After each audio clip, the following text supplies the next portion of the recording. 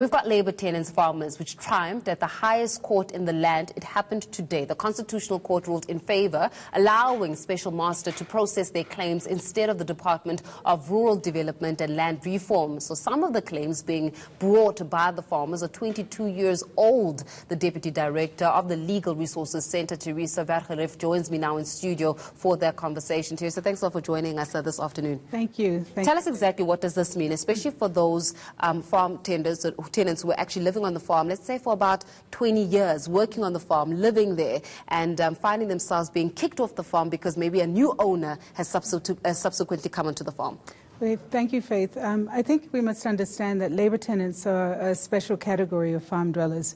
So most people who fall within, well, all people who fall within the category of Labour tenant have a historic link to land, which means that they and their families have been living on and working on the land over generations. So while younger people may have been born on the farm and been there for 20 years, they can trace the history of their families on the farm back over generations. And the Labour Tenants Act was passed in 1996 in order to recognize the dispossession of these groups of people over time under the apartheid system, and to give them an opportunity to claim via this act to gain security of tenure and to live in peace and security on their land. I mean, obviously that would mean that, and you know, putting it in layman's terms here, is that this specific ruling has allowed actually for that let's say that you've been living on the land, let's say for about 40 years, so sometimes generations, as you mentioned. My grandmother lived on it, was working on it, and then I subsequently... And your family graves are there. Exactly, my family graves are there, etc. That now, according to this ruling, that I can have that piece of land, that portion of land is now legally mine, and also the aspect about how you're able to even have livestock on that land. Well, Faith, the ruling doesn't confer ownership of the land to the Labour tenants. What the decision decided, the court decided that a special master should be appointed to have oversight of the department's administration and finalization of the outstanding labor tenant claims, because people had until 2001 to make their claims, and after 2001 the department well, up until 2015, the department was stating that it had an estimate of around 19,000 labor tenant applications that had been received. We don't know if that's an accurate number. It may be, and possibly it is more than the 19,000. Since that figure was published by the department, they claim that they have finalized 9,000 claims. But we don't know what that really means. So it has been very difficult to get accurate and detailed information about what's happening with the claims from the Department of Land Affairs, and many commitments from the Land Affairs to our clients and to our attorneys were not kept. So our lawyers, the Legal Resources Centre, asked the court to appoint a special master, which is really an extraordinary step by a court to take in South Africa, because it's basically saying that the department really has had more than 20 years to resolve these issues, and it has failed to do so.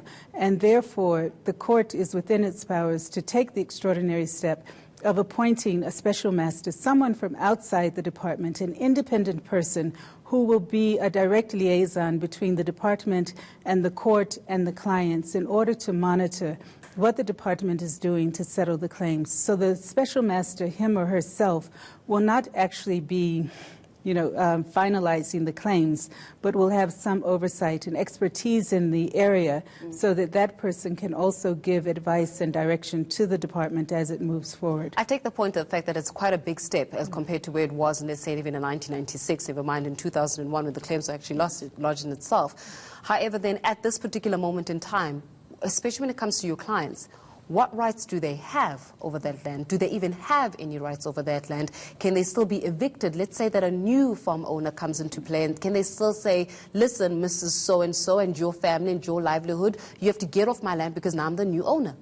Well, there's always a possibility of that happening, but in theory, according to the Act, our clients, at least having lodged their application for tenure security in terms of the Act, they have a right to continue their occupation of the land and their use of the land in a manner in which they have been doing so over years.